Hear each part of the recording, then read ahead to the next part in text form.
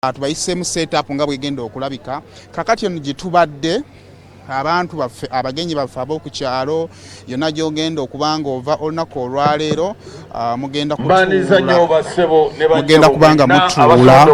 wansi eno then eno waggulu abagenyi baffe ababaka ba parliament abayimbi famire era okusinziira ku nga bweyinza okuba nga nkulaga tulina DP Solida balinawo efo okutuula, tulina artists bagenda okutuula, tulina ministers bagenda okutuula, tulina tent egenda otulibwamu abantu okuva mu Bwakabaka bakila gye bannaddiini tulina bagenda okubanga batuula, family ekika ky'effumbi bagenda okutuula, nina ebirangiriro bino wammanga ndabyeko Uganda balina bagenda okutuula, kakasa nti wootudde local government balina bagenda okutuula, then ndoza ne ba artist so abo bagenda okubanga ate bakozesa tent eno eya waggulu. Hajji Haruna y'omu ku bantu ababadde mu kintu kino nga bakikwasaganya naddala mu welfare mu ndabirira yaffe. Hajji wadde tuli mu kufiirwa naye nzikiriza nkwebaze okuva ku lunaku olwasooka mubadde mu nsonga eno olwaleero tuli mu kumaliriza. Olwaleero tuli ku mbaga yennyini buli badde busiki ate wano tulina okubetandika nga abatannakolako kubanga buli muntu tusubira abantu ng'emitwalo 2 agati olina kubeera nga ate tukigweramu nnyo n'emmere tukyagyetaaga n'ebyokulya tukyabyetaaga,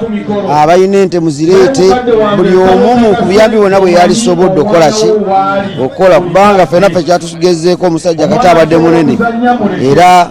n'okwebaza abantu abaddewo emikwano kikulu nze njize kati ngenda kwesibanga nnyo ku mikwano naye waliwo emikwano emirungi ekikubeererawo wadde ng'ofudde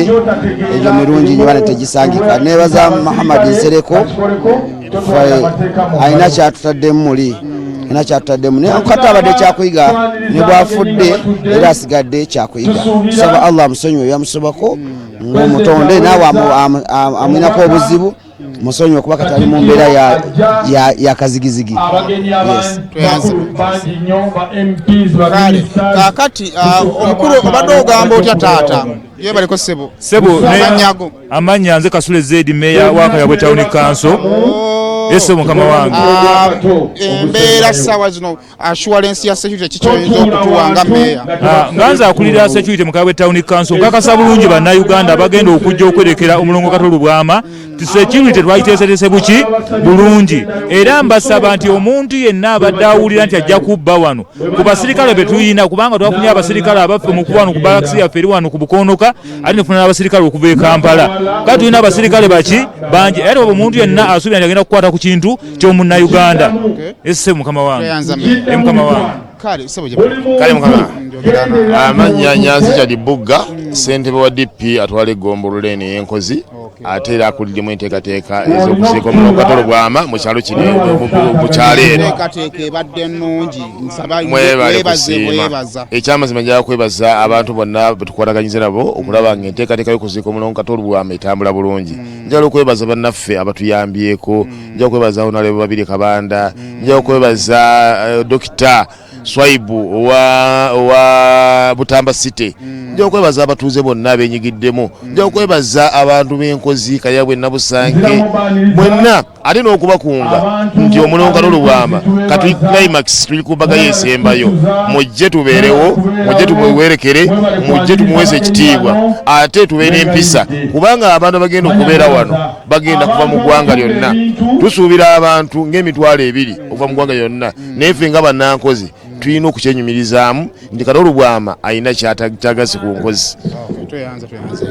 Kale nga maliriza kuddamu just okubriefing tent y'aba artist w'ogirabira etandise okubeera nga ate ejjula. Hajji Stabwa yatuuse dda ndabyeko Sala Kagabana eri batuuse dda abantu ab'enjawulo.